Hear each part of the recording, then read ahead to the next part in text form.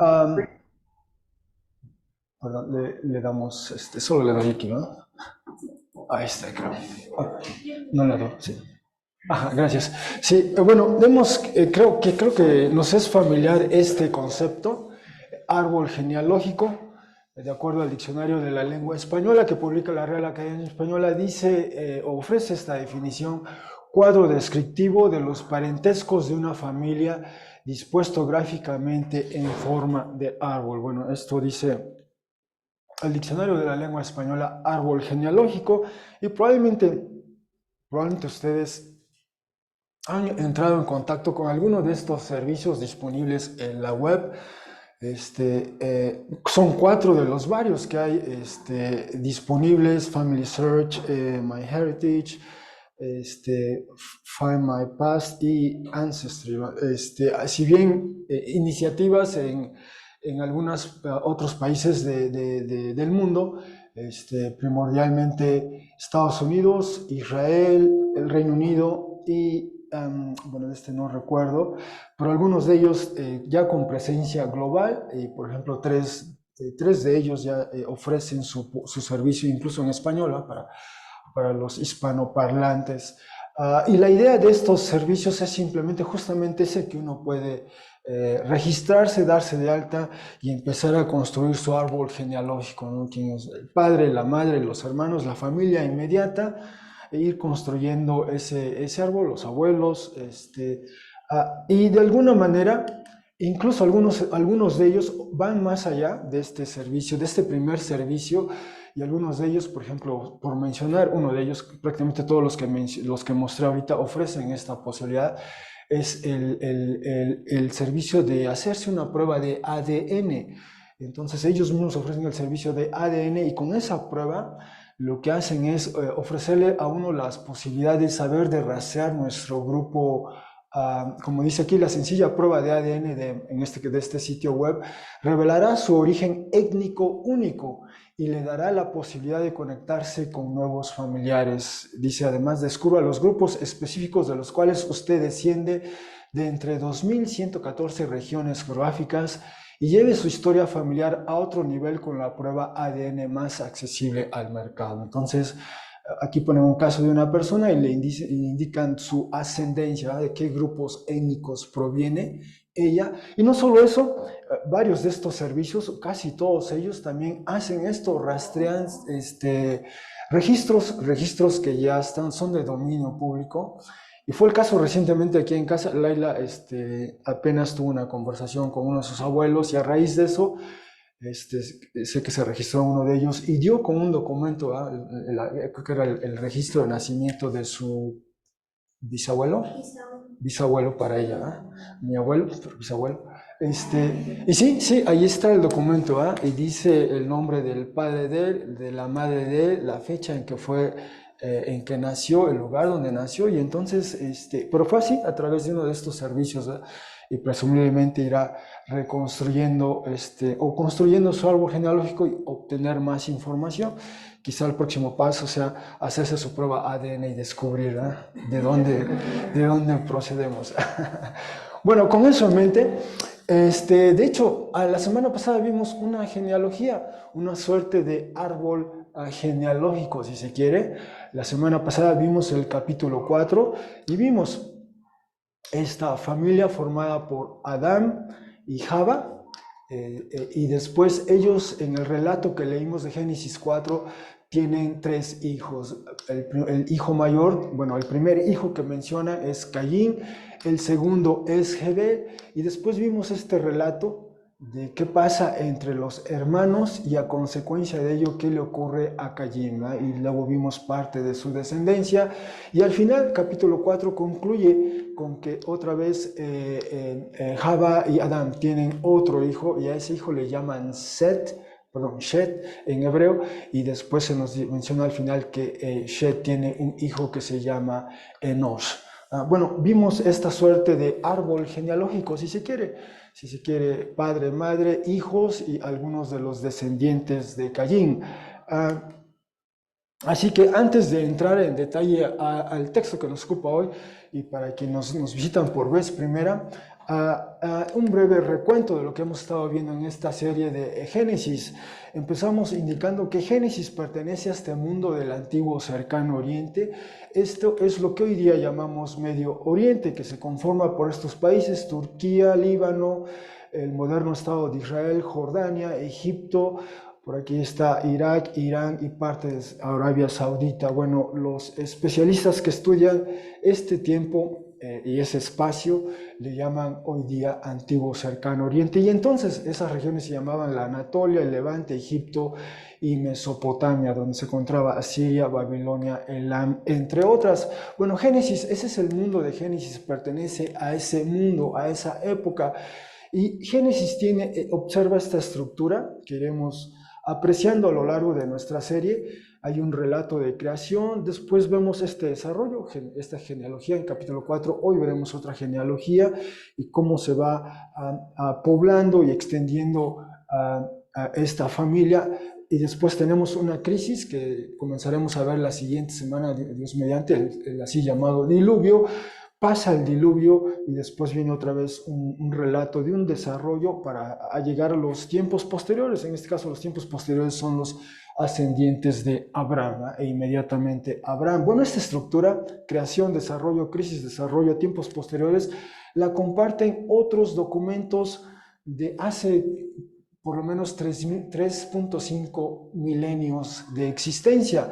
Hemos dicho que este artefacto arqueológico que se recuperó y se ha dado a conocer a la posteridad como la lista real sumeria, o este otro artefacto arqueológico que se llama la epopeya de Atrahasis, o este otro más que se llama el relato sumerio del diluvio, todos ellos tienen en común esta misma estructura: creación o una alusión a la creación, hay un desarrollo, hay una lista de descendientes, hay una historia que se cuenta y después esta gran crisis que es el diluvio. Los tres, bueno, de esos 4 relatos, incluyendo a Génesis, hablan de un diluvio, después un desarrollo y luego tiempos posteriores. Así que estos 3 documentos, y si incorporamos el texto de Génesis, estos documentos, estos artefactos, estos escritos en lo que se llama escritura cuneiforme, valga la redundancia, han sido transliterados y después traducidos a diversos idiomas. Y si ponemos a la par Génesis pertenece a este mundo, a esta época, a esta estructura literaria. Así que, presumiblemente, Génesis, por lo menos Génesis del 1 al 11, pertenece a ese mundo hace más de 3,5 milenios de existencia. Todos estos se han fechado 1800, 1600 antes de Cristo, y de entonces a la fecha ya han pasado, digamos, más de 3800, 2600. Así que ese es más o menos el tiempo de Génesis.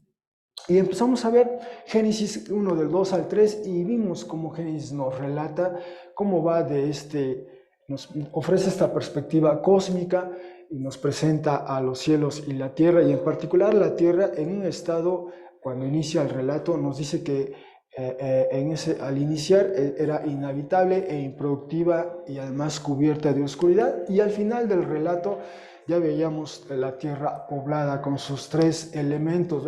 En la medida en que va avanzando el relato, se nos habla de este domo, de esta bóveda que llama Raquía y posteriormente renombra como Shamayim, cielos. Después el relato habla de que estas aguas se dividen y dan paso, emerge esta zona de tierra seca, Yabasa en hebreo, que después renombra como Eretz, tierra, y finalmente tenemos los mares al fondo, el mar, el Yam. Y entonces, de hecho, este es el orden cosmológico que permea el resto de la narrativa bíblica. Con frecuencia leemos textos que hablan de cielo, tierra y lo que está bajo la tierra, o cielo, tierra y mares. Y esta era la estructura cosmológica básica. Al mismo tiempo veíamos las almas vivientes que pueblan la tierra. Y tenemos los animales domésticos, los animales silvestres, los reptiles o roedores, también tenemos a las aves, tenemos a los peces, pero lo que destaca en este relato es el ser humano, esta categoría ontológica que el texto llama Adán, y Adán, nos dice el texto, es imagen de Dios, Selem Elohim en hebreo, y también es semejanza de Dios. es decir, Demut Elohim. Esa es la categoría ontológica de Adán, y Adán en el texto nos dice que existen dos modalidades únicamente, como varón y como mujer. Varón, sacar en hebreo, mujer o fémina, nekeva en hebreo. Y para ellos hay una vocación conjunta expresada a manera de bendición. Dios bendice y habla a ellos. Es importante decir, en Génesis 1:28, quizá no lo he subrayado oportunamente, pero es importante decir que Dios habla a ellos, ¿ya? Entonces se presume que este Dios puede entablar comunicación con sus criaturas, con estas criaturas en particular, con el ser humano. Literalmente en hebreo dice, y habló Dios a ellos, ¿ya? Y les da, esa es su manera en que expresa la bendición, y la bendición es esta vocación conjunta de procrear, de pulular, de extenderse, de hacer comunidad, de subyugar la tierra y de regir sobre las almas vivientes. Bueno, esto fue Génesis 1, esta perspectiva cósmica. Génesis 2 nos lleva digamos, a un espacio bien delimitado.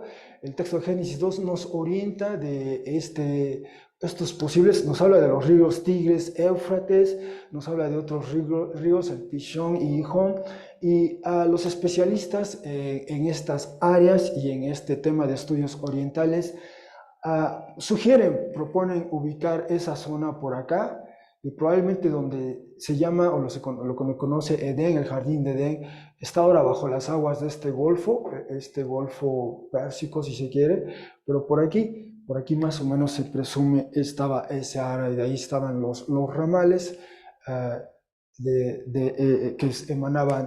Bueno, en ese relato de Génesis 2, entre otras, nos comunica primero esta idea del espacio sagrado, cómo se va agradando el espacio, y especialmente el jardín es el lugar donde está la presencia de Dios, ¿ya? Y allí está el ser humano en su modalidad hombre y mujer. En particular aquí en Génesis 2 al hombre se le refiere como Ha-Adán, el hombre, y a la mujer como Isha. Isha es la mujer y están en el jardín. Y este texto, Génesis 2, enfatiza la condición mortal del ser humano. El texto nos dice que Ha-Adán, el hombre, procede de Ha-Adama. Ha-Adama es el suelo, es la tierra, hay ese vínculo, y lo que quiere comunicar ese vínculo es la mortalidad del ser humano. El ser humano es creado como un ser mortal, con la posibilidad de aspirar a una vida inmortal, una vida eterna, pero por desafiar al Creador pierde esa posibilidad, ¿no? No tiene ya acceso al árbol de la vida, al árbol de ese fruto que le daría vida, que simboliza ese árbol, uno de los árboles en el jardín. Por otra parte, también el relato de Génesis nos comunica, entre otras cosas, que nos informa que la mujer es construida, ese es el verbo que usa en hebreo, es construida a partir de uno de los costados del hombre, y con la posibilidad de que ambos puedan eventualmente constituirse una sola carne. Eso es lo que comunica también el texto, y también nos habla de esta vocación conjunta, hombre y mujer, a manera de sándwich, y en medio del sándwich tenemos este jardín a labrar, este jardín que había que labrar y proteger las almas vivientes, es decir, los animales a los que había que también cuidar, atender, dar nombres, y la posibilidad de constituirse una sola carne, y con ello dar respuesta a esta vocación inicial, ¿eh? De procrear, por ejemplo. Eso era Génesis 2, y Génesis 3 vimos que algo terrible ocurrió, algo trágico, algo que rompe con esta armonía, que fractura este mundo original. Y en particular, Génesis 3 nos presenta a esta criatura, esta serpiente, esta figura enigmática que propone al ser humano ser como Elohim, ¿no? Les propone ser como Elohim, ser como Dios, si podemos traducir Elohim. Elohim es uno de los, digamos, términos con los que se refiere a Dios en hebreo, Elohim. Y esa es la propuesta, ser como Elohim. Y parece que fue una propuesta muy atractiva. Por cierto, el hecho de que un animal persuadiera al ser humano revierte ese orden original en la creación, como vimos en Génesis 1. El ser humano iba a regir al animal, y aquí es el animal el que persuade, el que arrastra, el que seduce, si se quiere, el que convence al ser humano a desafiar, a ir en contra del Creador, ¿no? Y eso tiene implicaciones terribles. Entre ellas, el suelo, Ha-Adama, de donde procede el ser humano, es ahora maldito. El suelo sufre, padece por nosotros, es decir, ya no va a contar con la protección de Dios. Y también la relación hombre-mujer sufre, padece algo, se introduce una asimetría y entre otras cosas leemos que se dice, Él regirá sobre ti. Y vimos en esa sesión cómo la narrativa bíblica al paso del tiempo nos indica cómo se revierte, cómo se restablece esa simetría en la relación hombre-mujer, el libro del Cantar de los Cantares y posteriormente el Nuevo Testamento. Pero otro de los aspectos es que, y no lo menciono aquí, pero se acentúa la mortalidad del ser humano. El ser humano va a morir. Y la semana pasada vimos Génesis 4, decíamos, vimos esta genealogía, los descendientes de Adán y Java. Empezamos con Caín y Abel, y entre los dos algo terrible pasa. Caín mata a Hebel, es el primer acto violento, y vimos que el texto menciona que fue un acto deliberado, como se dice aquí en el argot judicial, un acto con toda alevosía y ventaja, pero veíamos que el texto en hebreo habla de las sangres, ¿no? Las sangres de Hebel claman, gritan, ¿no? Y parece que Caín infligió por quizá más de dos golpes mortales a Hebel, o sea, fue un acto terrible.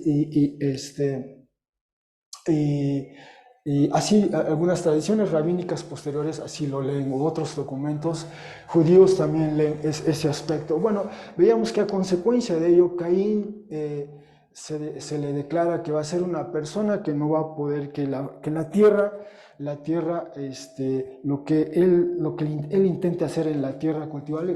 Caín, digamos, en un principio era un agricultor.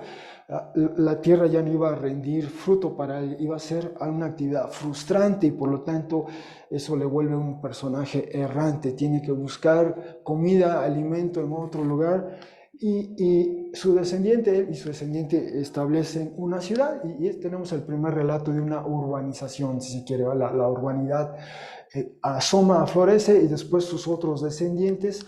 Y lo interesante de esta genealogía es que decíamos el séptimo en la línea.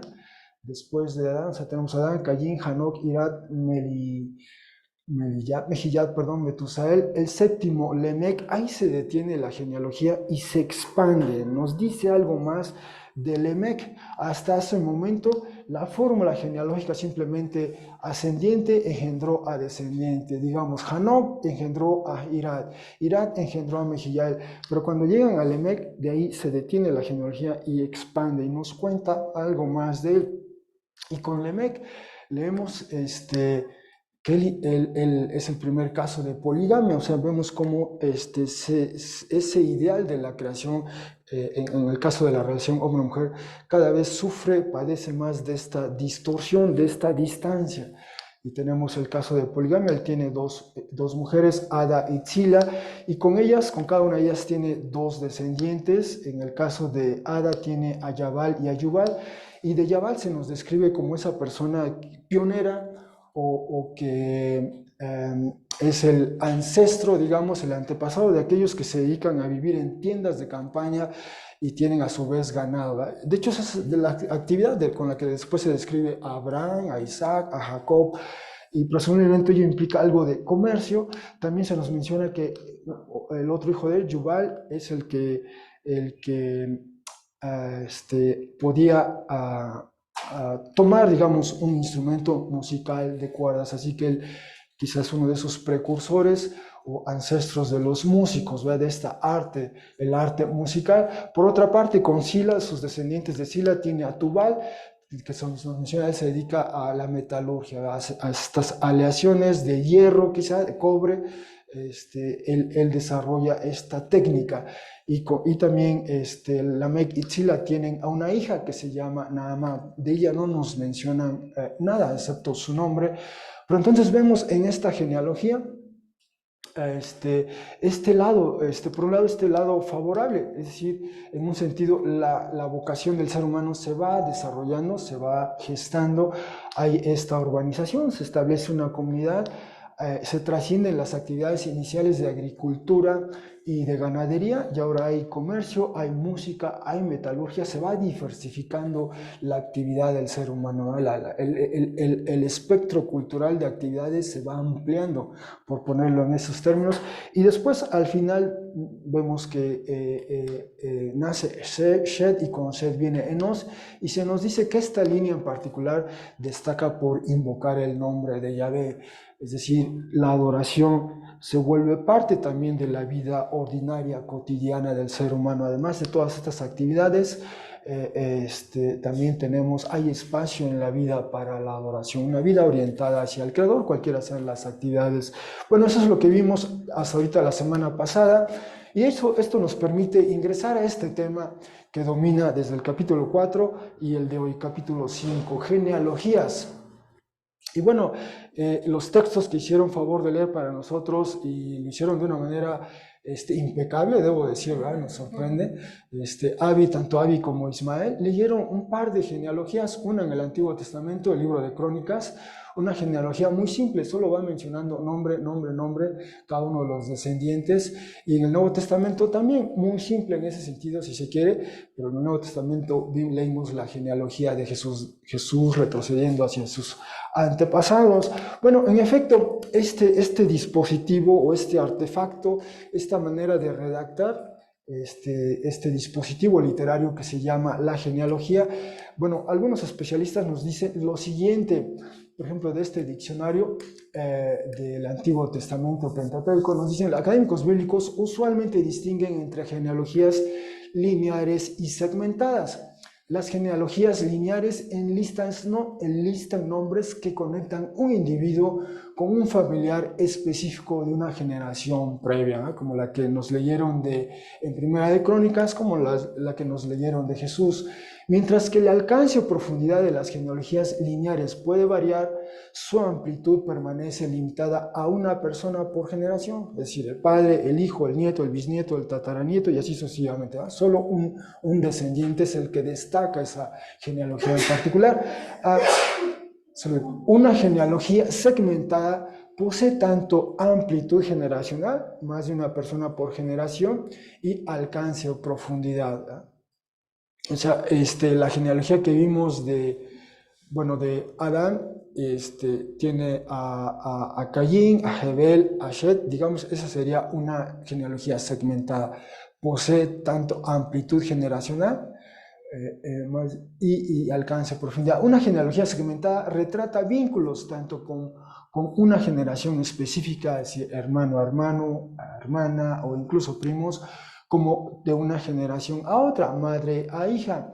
Las genealogías segmentadas comprenden lo que la cultura occidental contemporánea usualmente denomina árbol genealógico. El Pentateuco contiene tanto genealogías lineares, como la que vamos a ver en un instante, Génesis 5, como segmentadas. Cuando lleguemos a Génesis 10 veremos ese tipo de genealogías segmentadas.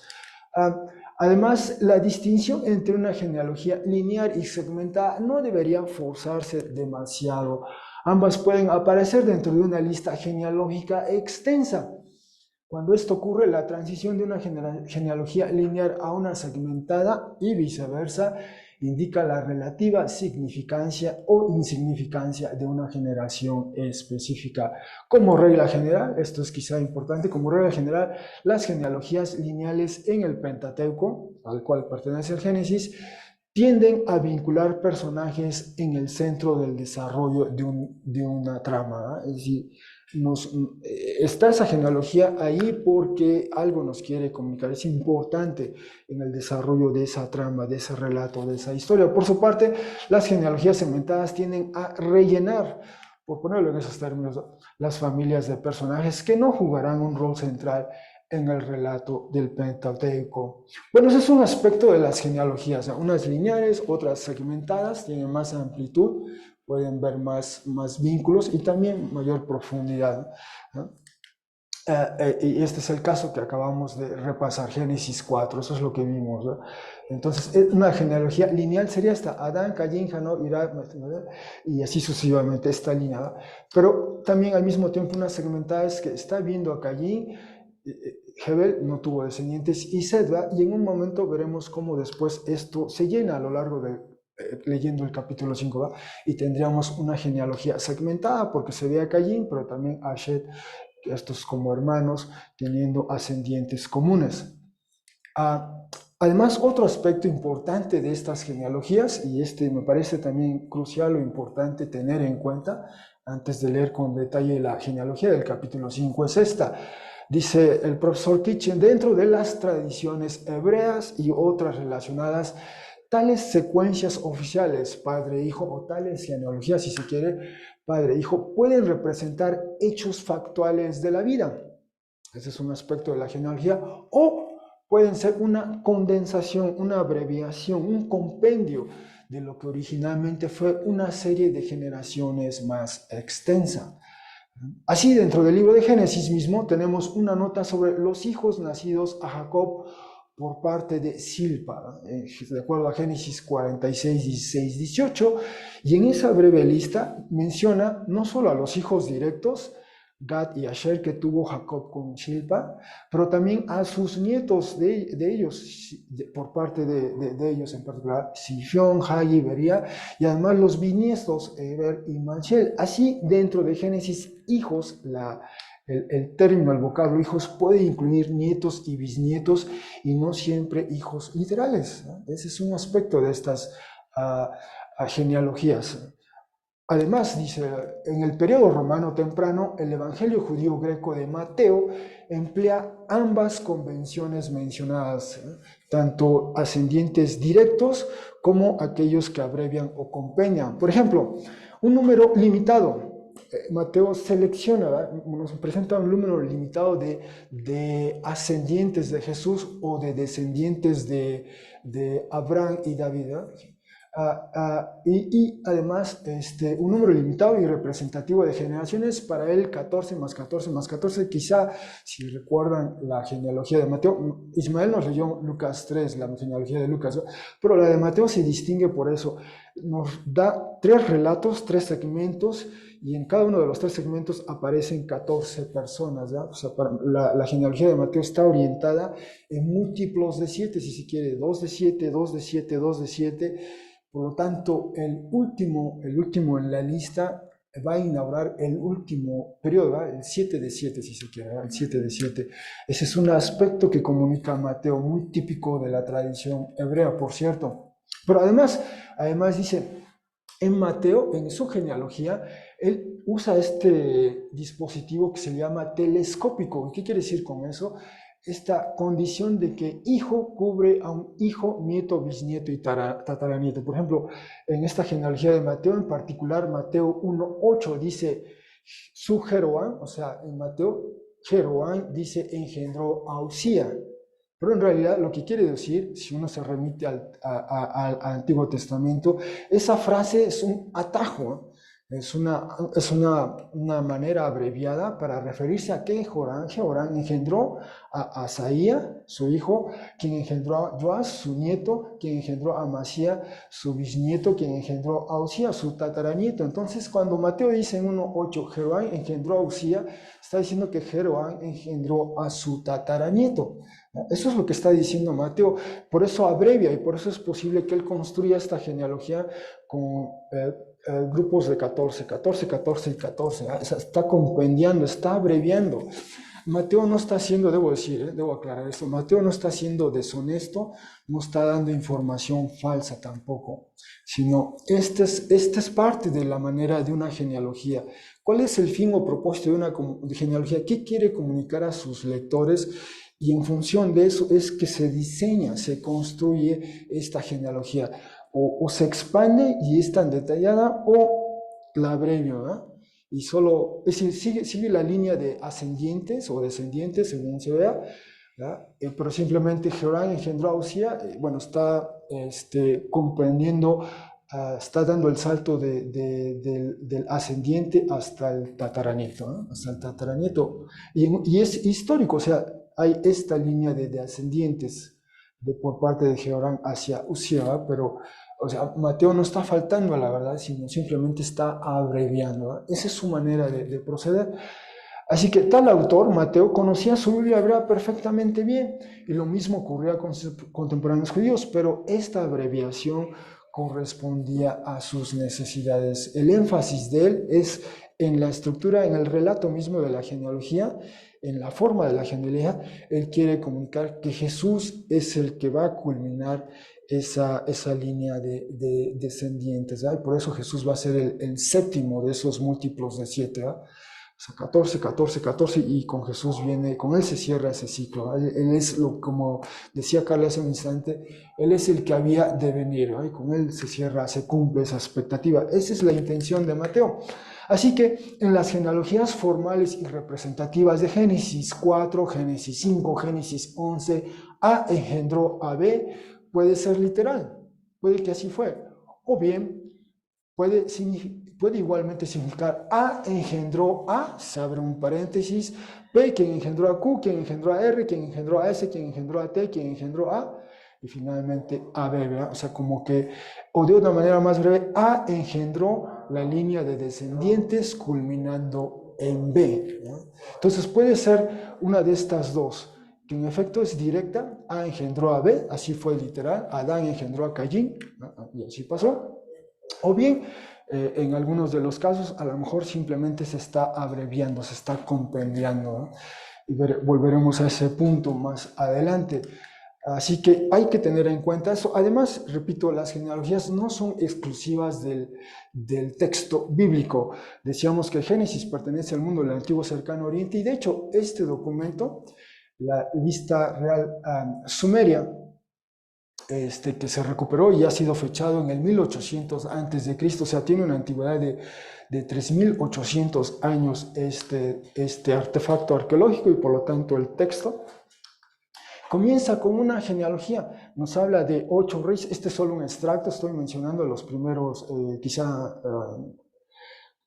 4, pero habla de los primeros 8 reyes, después nos habla de un diluvio, y después los reyes que siguieron posteriores a ese diluvio, ¿verdad? Y comienza así: cuando la monarquía fue bajada del cielo, la monarquía estaba en Eriduk.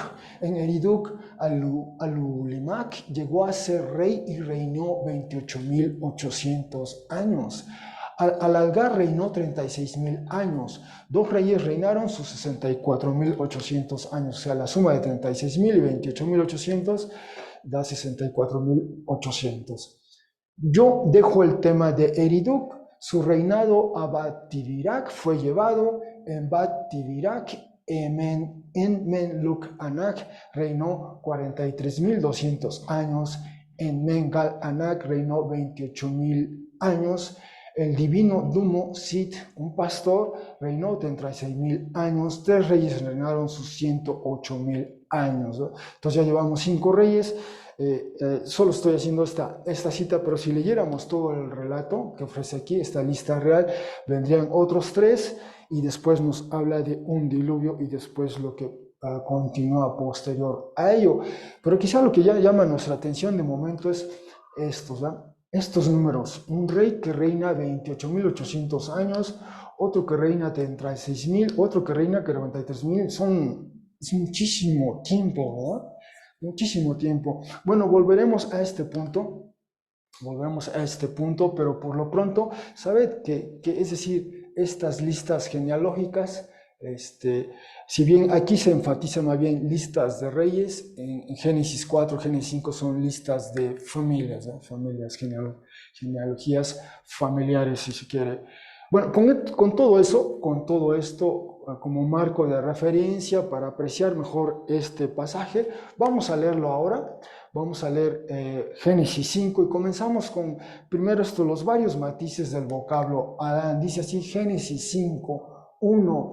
El rollo, este es el rollo de papiro, este es el registro, este es el libro, así se puede entender el término hebreo sefer. Este es el rollo de papiro de los descendientes o de los sucesores de Adán, así aparece en hebreo. Y luego viene esta paréntesis: en el día al crear Dios, y aquí Dios es el término Elohim, en el día al crear Dios a Adán, en la semejanza de Elohim lo hizo. Varón y fémina los creó y los bendijo y llamó el nombre de ellos Adán en el día al causar crearlos. Es una traducción literal del hebreo. Y lo que vemos aquí es leyendo hasta ahorita, hasta el capítulo 5, nos damos cuenta que, bueno, Génesis 1, la primera vez que aparece el término Adán es en Génesis 1:26. Dios habla, aproximadamente hablando a su corte, y dice, hagamos al ser humano, hagamos a Adán en nuestra imagen o a nuestra imagen según nuestra semejanza. Y esta es la vocación para esa categoría ontológica, para el ser humano, que rija en el pez del mar, en la ave de los cielos, en el animal doméstico, en toda la tierra y en todo lo que se arrastra, o todo reptil, todo roedor que se arrastra sobre la tierra. Y creó Dios a Adán. La diferencia entre este término Adán y Adán es en hebreo es el artículo definitivo o el artículo determinado, como se dice hoy día. Es decir, aquí está sin artículo, aquí está con artículo. Aquí es Adán, esta es la categoría ontológica, y entonces Dios crea a Adán, al ser humano. Posteriormente, en Génesis 2, la expresión que domina en Génesis 2 cuando nos habla de el hombre, justamente usa esta expresión, Adán. Y a lo largo de Génesis 2 figura Adán, el hombre, y también a lo largo de Génesis 3 figura la expresión Adán, y eventualmente o de vez en cuando se refiere a él como como el hombre, ese es el otro término, pero es primordialmente Adán, es decir, este arquetipo, si se quiere, este hombre y esta mujer, ¿no? Ellos dos, Génesis 2, Génesis 3, y después en Génesis 4, como vimos la semana pasada, en Génesis 4:1 comienza diciendo, el hombre, otra vez en hebreo, Adán, conoció a Java, su mujer, Isha. ¿Sí? Pero ese mismo capítulo, Génesis 4, cuando llegamos a 4:25, se refiere, y conoció Adán de nuevo a su mujer, y dio a luz ella un hijo, y llamó ella el nombre de Elished. Lo interesante es que el salto de 4:1 a 4:25 regresa otra vez al término Adán, ya sin el artículo definido o sin el artículo determinado. Es Adán aquí y aquí es simplemente Adán. Y entonces el texto, es decir, el texto en hebreo nos presenta estos desafíos. ¿En qué momento? ¿Cómo entender Adán? Primero en 1:26, Adán en 1:27, luego en capítulo 2, capítulo 3 es Adán. En 4 comienza con Adán, pero después regresa a Adán simplemente. Y ahorita en 4:5 habla de Adán simplemente. Y después habla de Adán y después otra vez de Adán, ¿no? Entonces, lo único que quiero destacar es que el mismo texto en hebreo maneja varios matices o varios significados asociados al vocablo Adán. El primero de ellos, el que aparece en Génesis 1:26, Adán quiere decir allí una categoría ontológica, es una categoría ontológica. Adán existe en dos modalidades, varón y mujer, varón y mujer. Adán existe como Sacar y Nequeva. Esa es una categoría ontológica. Después, en capítulos 2 y 3, e incluso inicios del 4:1, nos habla de Adán, el hombre, es decir, este arquetipo, si me permiten usar esa expresión, este arquetipo, Adán, su mujer se llama Java, también aquí se refiere a ella como Isha, como mujer, y después de 4:1, cuando salta a 4:25, ya no le va a llamar Adán, prescinde del artículo y le va a llamar simplemente Adán, ¿no? Y de aquí en adelante, en el texto, este hombre que forma este matrimonio con Java y que tienen hijos, de ahí en adelante el texto le va a llamar Adán, ¿sí? Ese va a ser su nombre, Adán. Por eso en 5:1, perdón, comienza diciendo, este es el rollo, este es el registro, este es el libro, o si me permiten resumir esto, este es la genealogía que comienza con Adán, ¿no? Adán. Ahora este es el personaje en particular. Abre este paréntesis, Génesis 5, hay un eco aquí de Génesis 1:26-27, ¿ah? Y la terminología que usa Génesis 1:26 es esta. Dios crea a Adán, es decir, la categoría ontológica, Dios crea al ser humano en semejanza de él, ¿ah? Los crea como varón y fémina, los bendijo y dice, llamó el nombre de ellos Adán. Esa es la categoría ontológica. ¿Ok? Pero entonces hay que distinguir entre este Adán y este Adán. Espero que pueda comunicar eso. Este Adán es una persona ya concreta, ¿sí? Este Adán está en 5.1 y también en 5.1 este Adán es la categoría ontológica, es el género del ser humano, es la humanidad si se quiere, ¿verdad? Esta es la humanidad y esta es una instancia de esa humanidad que es este personaje Adán, ¿sí? Esa es la diferencia que está manejando aquí el texto, porque en 5.3, de hecho, dice, y vivió Adán, es este Adán, este personaje puntual, específico, ¿va? Que pertenece a este universo que también se llama Adán, ¿no? ¿Sí? Entonces, y vivió Adán 30, perdón por lo que vamos a estar leyendo aquí en hebreo, pero así maneja los números en hebreo, ¿va? Vivió Adán 30 y 100, literalmente, ¿va? Y nosotros tenemos que refrescar eso. Nosotros no decimos en español así, lo decimos 130 años, pero en otros idiomas la manera de usar los números es muy distinta a la nuestra, debo decir, y en hebreo es el caso, ¿no? Primero en este caso las decenas y luego las centenas. En nuestro caso comenzamos con las centenas, decenas y unidades, ¿no? En ese orden, ¿no? ¿Sí? Entonces vio Adán 130 años y causó engendrar en su semejanza como a su imagen y llamó el nombre de él Shet. ¿Ah? Y fueron los días de Adán después de causar engendrarlo, es decir, a Shet, 800 años y causó engendrar hijos e hijas y fueron todos los días de Adán, los cuales vivió 930 años y murió. Claro, comparado con la lista real sumeria, bueno, Adán apenas vivió una fracción, ¿verdad? Vimos ahí reyes que fueron un reino de 28.000 años, de 36.000 años, ¿verdad? Y Adán no llegó ni a los 1.000 años, ¿verdad? Ni a los 1.000 años llegó a los 930 años. De hecho, ninguno de sus descendientes cruza el umbral de los 1.000 años, ¿verdad? Bueno, dejamos por un momento pendiente este tema de la longevidad, ¿verdad? Me voy a referir a eso al final.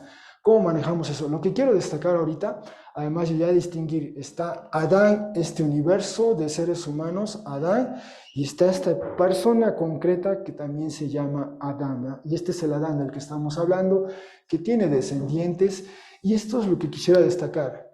Estamos en Génesis 6:5-3, para entonces ya el ser humano, Adán y Java, habían desafiado al Creador, fueron expulsados del jardín, ¿verdad?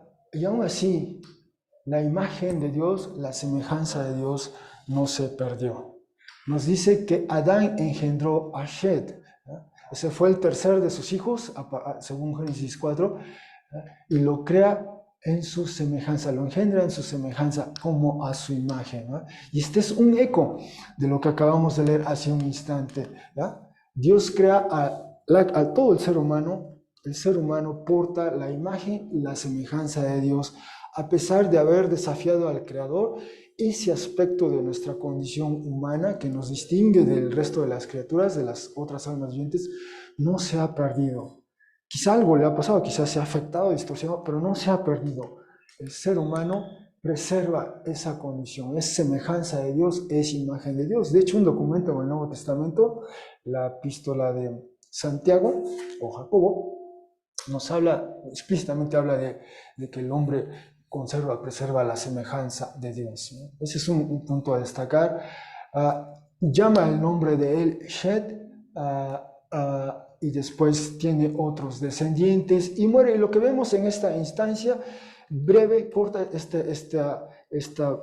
relato, esa parte del relato genealógico es eso, cómo a pesar de ese desafío, la bendición de Dios, esa vocación para el ser humano expresada a manera de bendición, gradualmente se va cumpliendo, ¿eh? Uno de los aspectos de esa bendición era procrear, ¿eh? Y eso es lo que está haciendo. Pero al mismo tiempo empezamos a notar otro de los aspectos de las implicaciones de Génesis 3, ¿eh? Que muere, el ser humano muere. ¿no? Adán muere. Se le dijo que si comía de aquello que no debió haber comido, eventualmente moriría. Y murió, ¿no? Entonces vemos al mismo tiempo parte de la bendición y también ese aspecto de la maldición, ¿no? De la realidad, de la implicación, de la consecuencia del desafío al Creador, que posteriormente llamamos pecado, ¿no? Al mismo tiempo va esta, esta este claroscuro de la existencia, la bendición y la maldición. Hay vida, pero también hay muerte, y eso marca la existencia del ser humano. Bueno, continuamos con la genealogía y veremos ahora esta fórmula genealógica más elaborada que introduce el texto. Dice ya en 5:6, y vivió Shet 5 años y 100 años, ¿no? Unidades y centenas. Bueno, nosotros lo invertimos en español y decimos 105 años. Y causó engendrar a Enosh. Y vivió Shed después de causar engendrarlo, es decir, a Enosh, 7 años y 800 años. Así que invertimos eso y 807 años. Y causó engendrar hijos e hijas. Y fueron todos los días de Shed 10 años, ¿no? Unidades, decenas y centenas. Nosotros invertimos eso, 912 años, y murió. Y de nueva cuenta, y vivió Enosh 90 años, causó engendrar a Kenán, y vivió Enosh después de causar engendrarlo, es decir, a Kenán 110 años y 800 años. Invertimos eso, 815 años, y causó engendrar hijos e hijas, y fueron todos los días de Enosh 905 años, y murió. Y tan solo ver esto y esto nos permite apreciar esta fórmula genealógica que dice el autor, ¿no? A partir de Shed se utiliza esta fórmula. Y vivió el ascendiente X número de años, y causó engendrar a el descendiente, y vivió el ascendiente después de causar engendrarlo, es decir, a descendiente Z número de años, y causó engendrar hijos e hijas, y fueron todos los días del ascendiente la suma de X más Z años, y murió, ¿no? Y esta fórmula la va a repetir, la repite con, bueno, hasta ahorita va así nuestro árbol genealógico, y ahí está esta nueva fórmula. La anterior, la del capítulo 4, era muy simple, ¿va? Solo decía, Caín engendró a Hanoc, Hanoc engendró a Irad, Irad engendró a Mejillael, ¿no? Pero ahora en Génesis 5 se introduce esta fórmula, y vivió Shed, o vivió Enosh, X número de años, y causó engendrar a su descendiente, y vivió Enosh después de causar engendrarlo, es decir, al descendiente Z número de años, y causó engendrar hijos e hijas, y fueron todos los días de Enosh la suma de X más Z, y murió. Bueno, y así se repite esto con Kenán y con Mahalael. Es exactamente, sigue esa fórmula genealógica. La diferencia es el nombre y el número de años. Aquí nos habla de 840 años, aquí en total 895 años, y en común tienen los dos que mueren. Kenán tiene algo un eco ahí del nombre de Caín, o sea, en términos de la raíz verbal. Y Mahalael, el nombre Mahalael lleva algo bueno, es un nombre compuesto, en hebreo. El término el sufijo el, si me permiten decirlo así, se refiere a Dios, que eso quiere decir en hebreo. El quiere decir Dios en hebreo, y Mahalal significaría la alabanza, ¿no? Entonces, este nombre en particular, Mahalael, significa alabanza a Dios, la alabanza a Dios, ¿no? Algunos nombres se puede precisar el significado o alguna idea del significado, y en otros es muy difícil, ¿verdad? Hay una conversación al respecto. Pero estamos viendo, ¿no? En esta fórmula genealógica, el ascendiente, el descendiente, cómo se conectan, y el tiempo que viven y mueren. Y llegamos con Jared, igual. Jared vivió 2 y 60 y 100 años, o sea, unidades, decenas, centenas, así está en hebreo, y nosotros en español lo invertimos y hablamos de centenas, decenas y unidades, y causa engendrar a Hanoc. Ahora, el nombre Hanoc ya nos es familiar, escuchamos o conocimos un Hanoc en Génesis 4. Vivió Jared, nos dice 800 años, causó engendrar hijos e hijas, y fueron todos los días a 962 años y murió.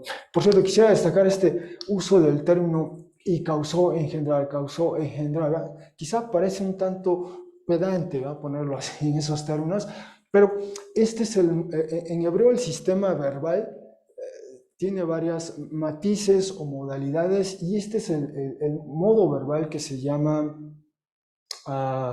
jifil, y ese modo verbal implica que el sujeto del verbo, es decir, el sujeto que lleva a cabo la acción, es él la causa, él la lleva a cabo, él toma la iniciativa, ¿verdad? Y eso quizá no hay manera de comunicarlo en español, es decir, resaltar ese énfasis más que quizá ponerlo en esos términos, causó, engendrar, o sea, fue deliberado, procuró él, sí, por ponerlo en esos términos, es lo que quiere decir ese modo del verbo. Bueno, así vimos, empiezan esos descendientes de Adán vía Shed, pero llegamos otra vez al séptimo. Este es el séptimo descendiente en la línea, y si recordamos la semana pasada, el séptimo, la genealogía, hace una pausa y como que abre un paréntesis, se expande, va más allá de la fórmula original. Y ocurre lo mismo acá. En el séptimo nos dice, y vivió Hanoc 5 y 60 años, es decir, 65 años, y causó engendrar a Metushalach. Y fue él mismo, y caminó el mismo Hanoc con el Dios, así es literalmente en hebreo, y caminó el mismo, o fue el mismo Hanoc con el Dios.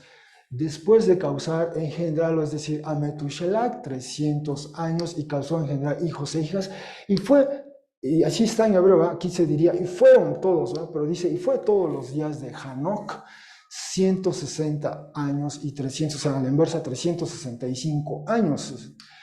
Y fue él mismo, o caminó él mismo Hanoc con el Dios. Se repite la misma frase 2 veces, 5:22, 5:24.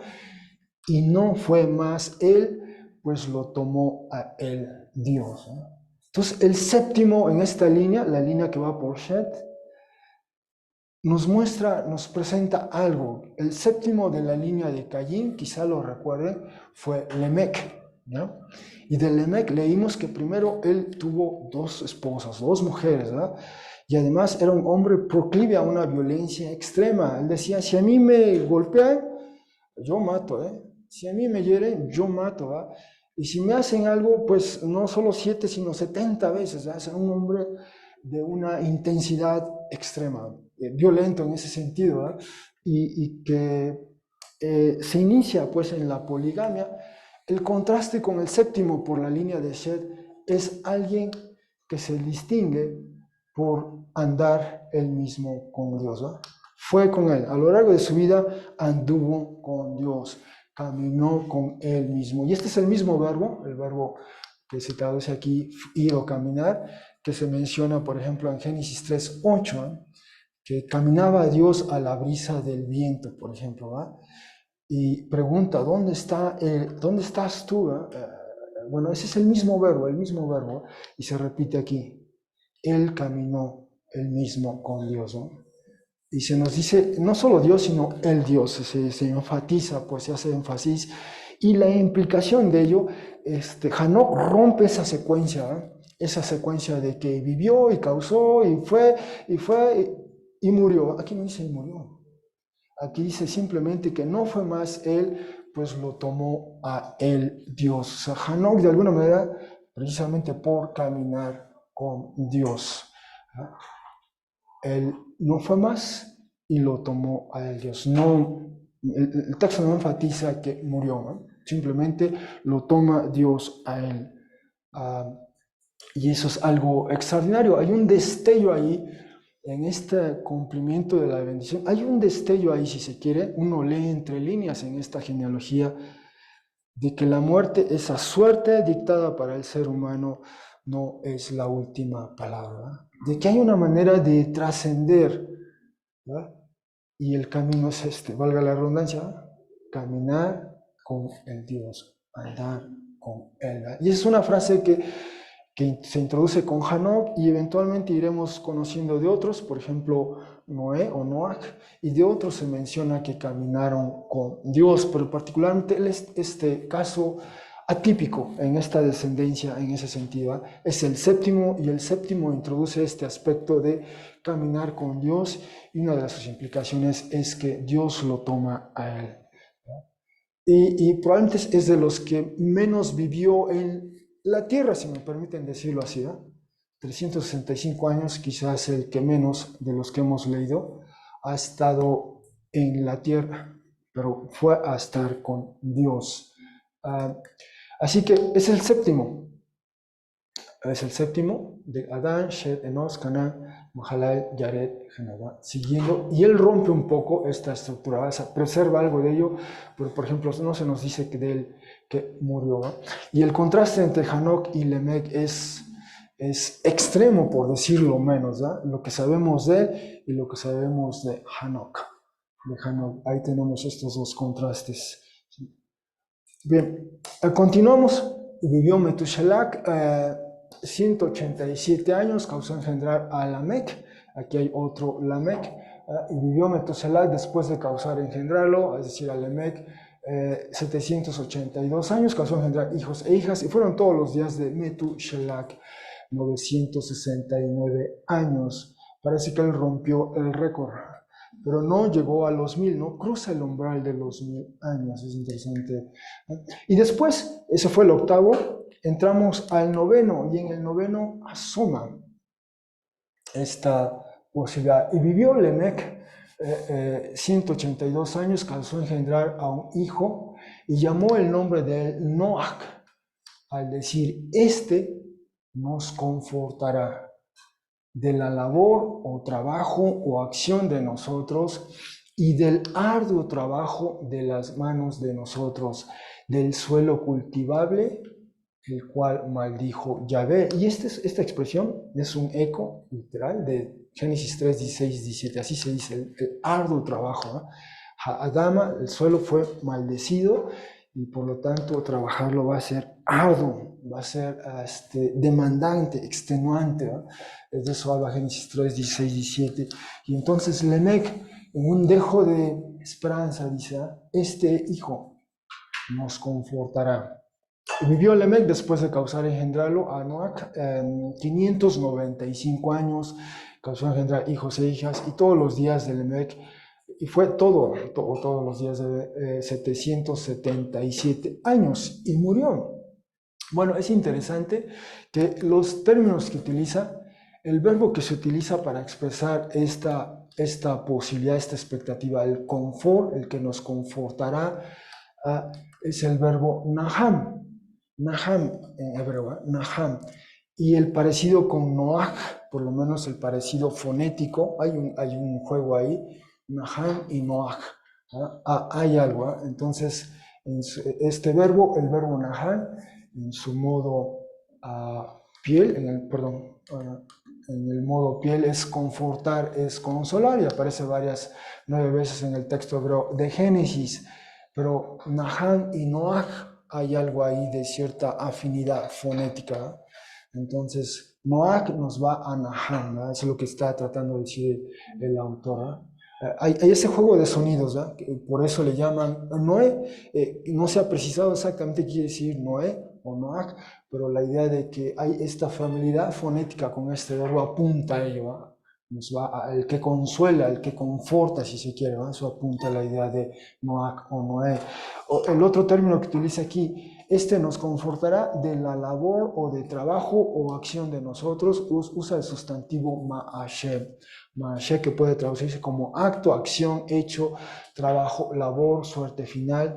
Ese sustantivo figura 6 veces en el texto hebreo de Génesis y otras más en el Antiguo Testamento. Y finalmente este término que se traduce aquí, arduo trabajo, es el término Itzabó, ¿no? Que es dolor, arduo trabajo, ansioso, dificultades, y tanto el hombre como la mujer sufren, padecen de este arduo trabajo, de esta labor, de esta dificultad, es el término que se emplea aquí.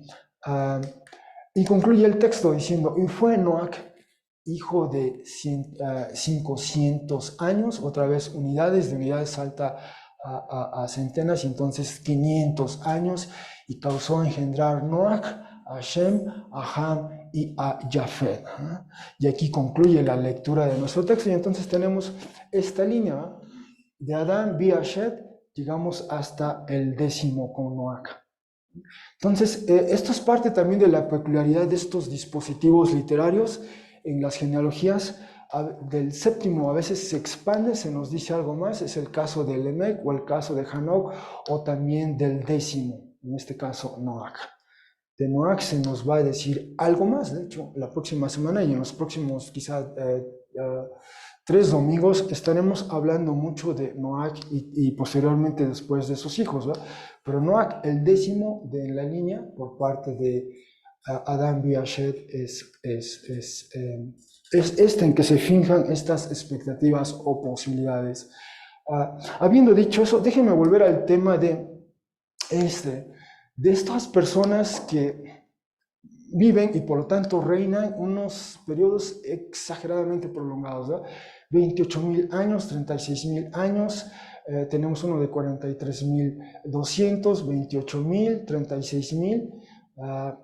Y entonces, ¿qué quiere decir esto? ¿Verdad? Porque esto, se ha dicho que el sistema numérico que prevaleció en este territorio de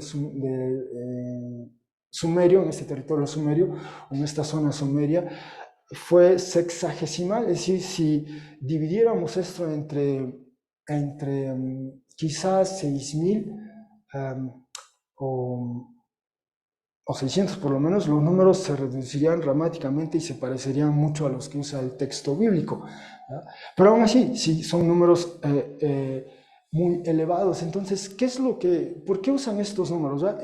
Este caso es en Sumeria, digamos la zona de Mesopotamia, y tenemos el texto de Génesis que también usa números bastante elevados.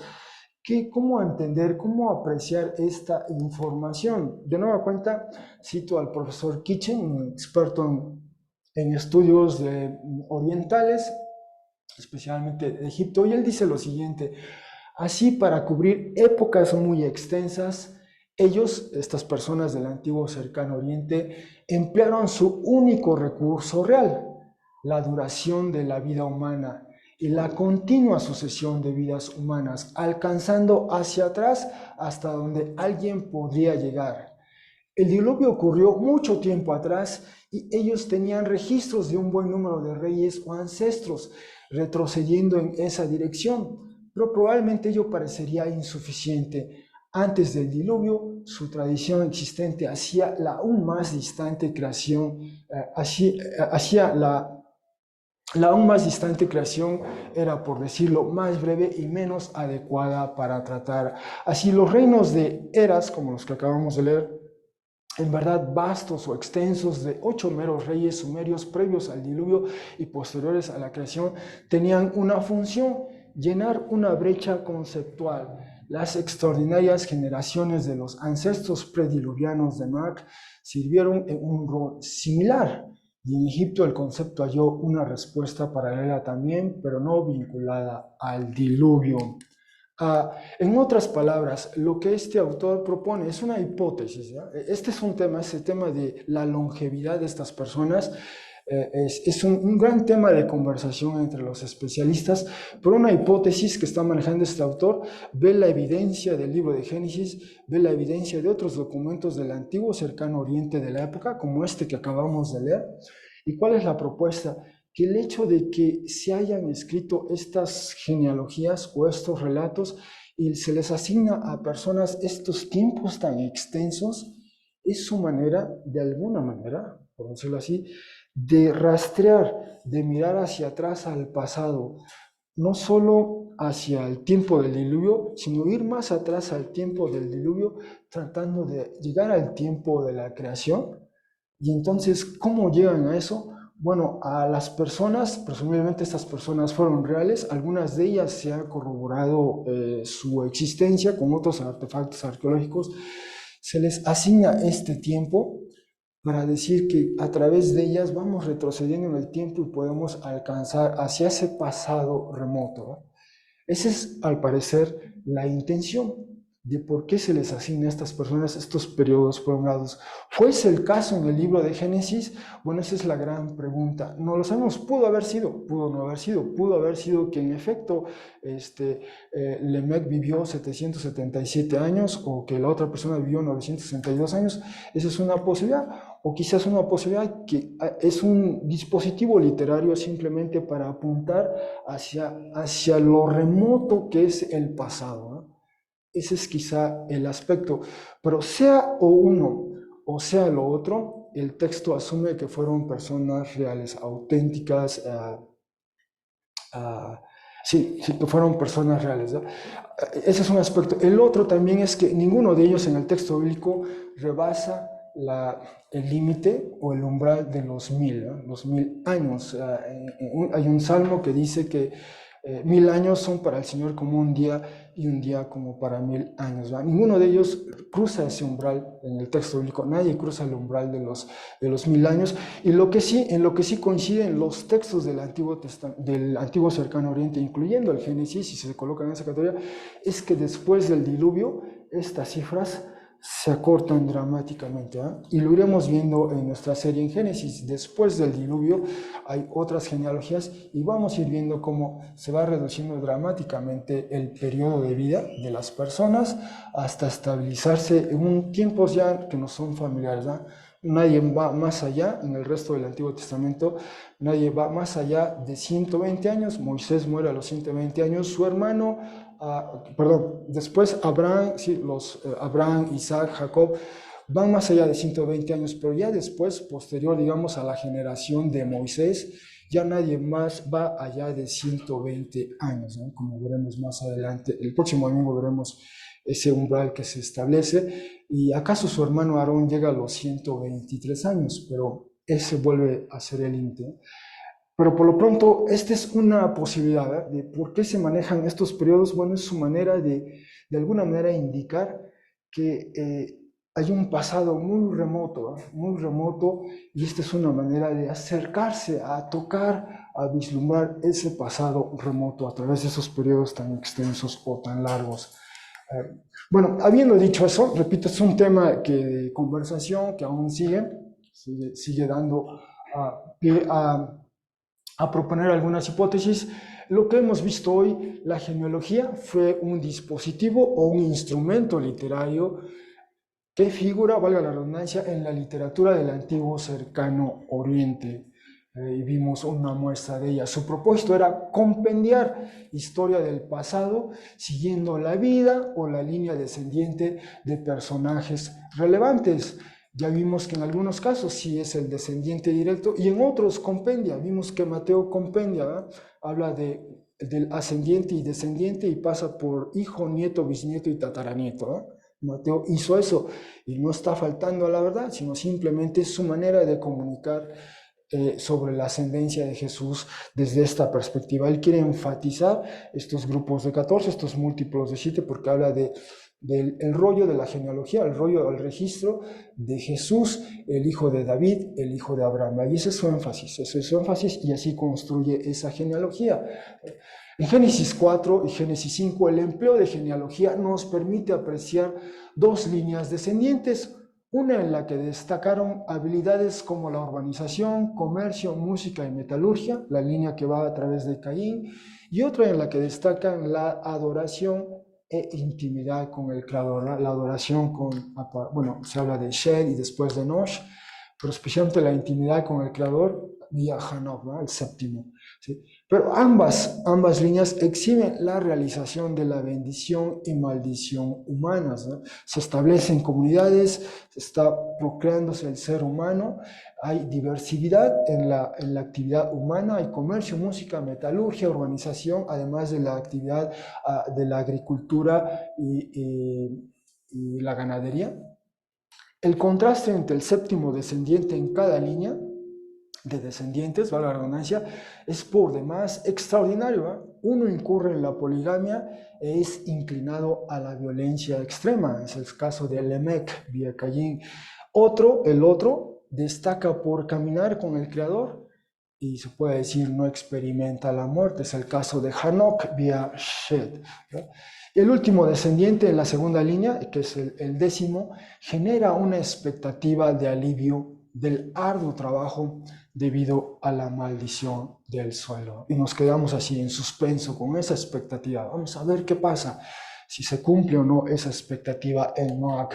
Algunas implicaciones del pasaje que hemos visto hoy en particular pueden ser estas: el uso de la genealogía en la narrativa bíblica.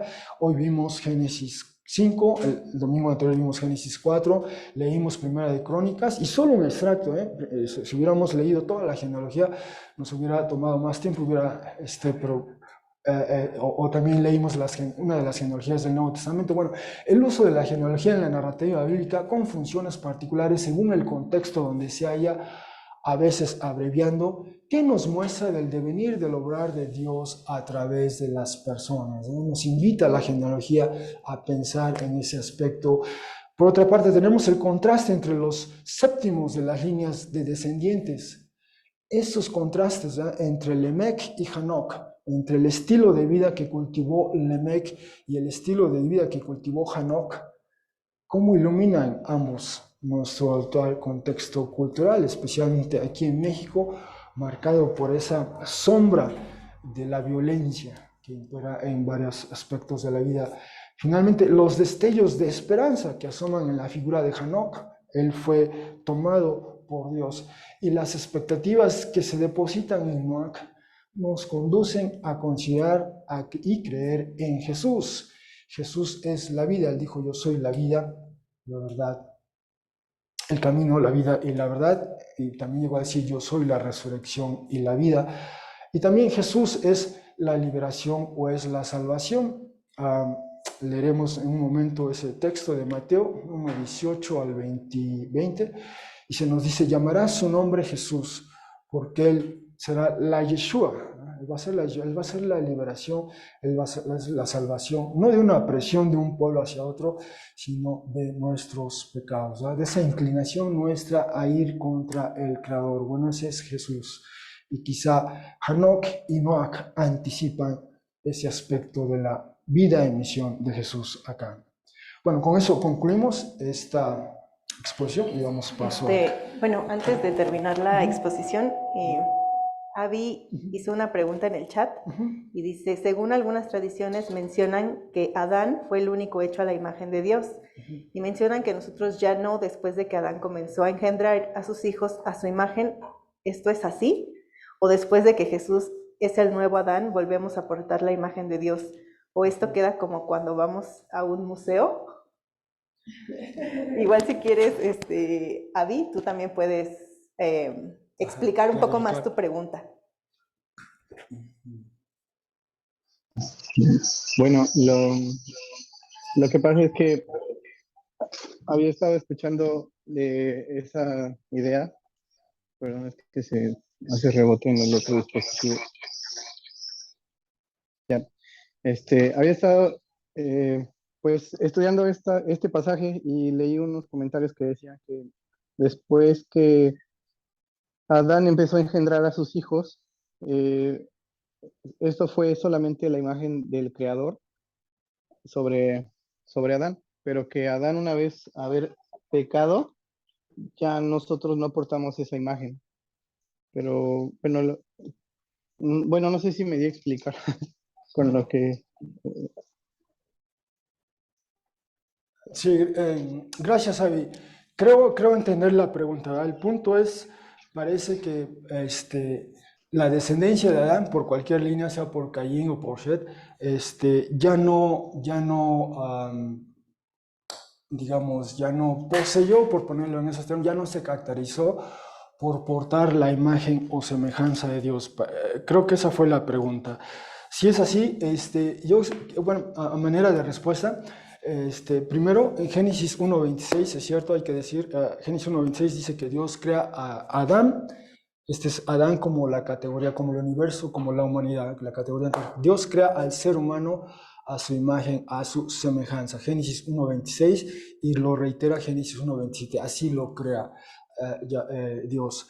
Después vemos ahorita en Génesis 5.1, nos reitera, por un lado, que Adán, cuando engendra a Shet comparte ese aspecto de la condición del ser humano, es imagen también y es semejanza de Dios, ¿verdad? Y de hecho, Génesis 5.1, la parte final de Génesis 5.1, evoca, alude o cita, y yo pudiera decir que este es el primer caso en todo el texto bíblico donde se cita a sí mismo el texto bíblico, ¿verdad? Génesis 5.1 está citando Génesis 5.1.26, y resumiendo, ¿verdad? Génesis 5.1 está remitiéndose a Génesis 1.26, reitera a Génesis 1.26, y ahí afirma que sí, que porta la imagen y semejanza de Dios, ¿verdad? Así concibe Adán a Shet.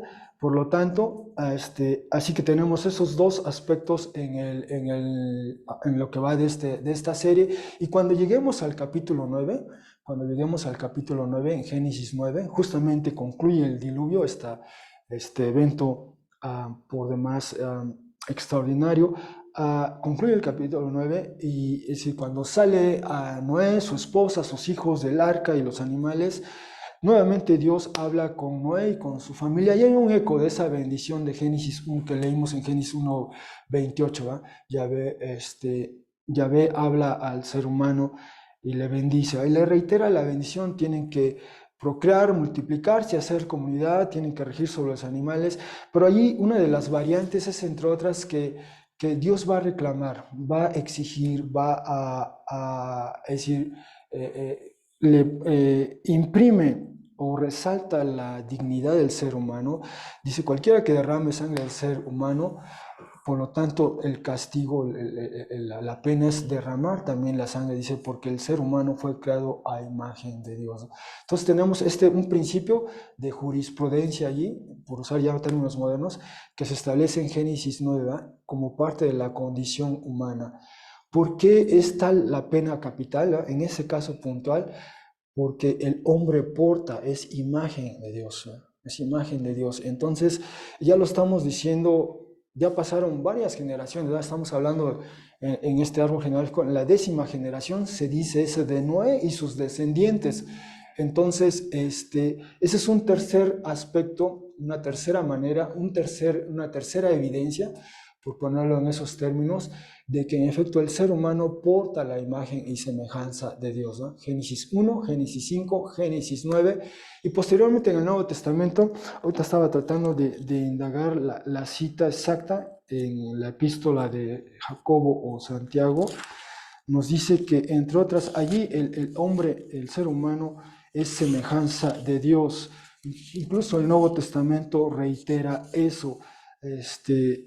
Estaba tratando ahorita si no, en un momento más te comparto la cita.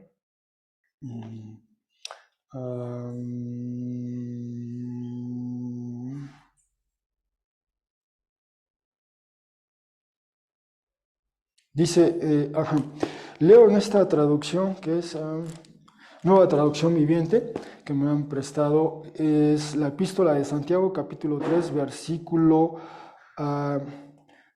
9. Santiago 3:9, en esta traducción dice, bueno, comienzo desde el 7. El ser humano, Santiago 3:7, el ser humano puede domar toda clase de animales, aves, reptiles y peces. Ay, de hecho, por cierto, es un eco de Génesis 1, ¿eh? ¿Sí? Pero a nadie puede domar la lengua. Es maligna e incansable, llena de veneno mortal. A veces alaba a nuestro Señor Padre y a veces maldice a quienes Dios creó a su propia imagen, ¿no? Entonces, incluso un texto, Santiago 3:9, reitera, es un eco literal de Génesis, bueno, no es un eco, perdón, en relación a Génesis 1:26, 27, ¿verdad? Y 28 incluso, ¿verdad? El hombre puede domar a los animales, pero el hombre está creado, porta la imagen, en este caso la semejanza, ¿verdad? Dice aquí,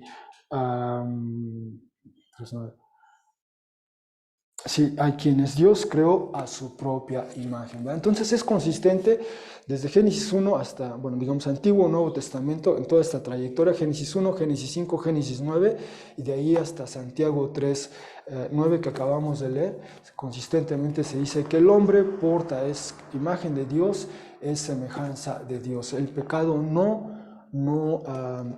anuló, digamos, ese aspecto de la condición del ser humano, ¿no? Esa sería mi respuesta. Espero sea útil, Avi. Responda a la pregunta que has planteado. Bueno, no sé si... Fabián, muchas gracias. Sí, de hecho responde muy bien. Tal vez no lo supe explicar un poco más. Lo que pasa es que había escuchado incluso a algunas personas decir que sí, precisamente eso, que nos quitaba la dignidad y pues como lo acabas de decir y exponer, que pues se puede ver dos grupos, uno que tiende a la adoración e intimidad con Dios y otro que pues también, que ambas están con la bendición y la maldición y pues estas personas que lo decían quitaban de alguna manera que pues ya no somos semejantes a Dios para nada. Y pues eso se me hizo algo muy, muy gris, muy sombrío, muy triste. Y, y por eso lo escribí así, como si estos pasajes los tendríamos que leer, si es así, como cuando vamos a un museo y vemos que eso existió, llegó a existir en nuestro ser.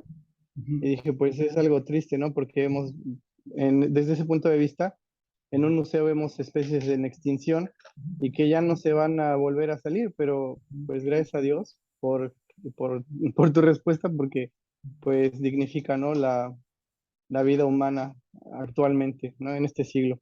Gracias, Fabián. De nada, de nada. Bueno, entonces, si no hay otra pregunta, regreso la,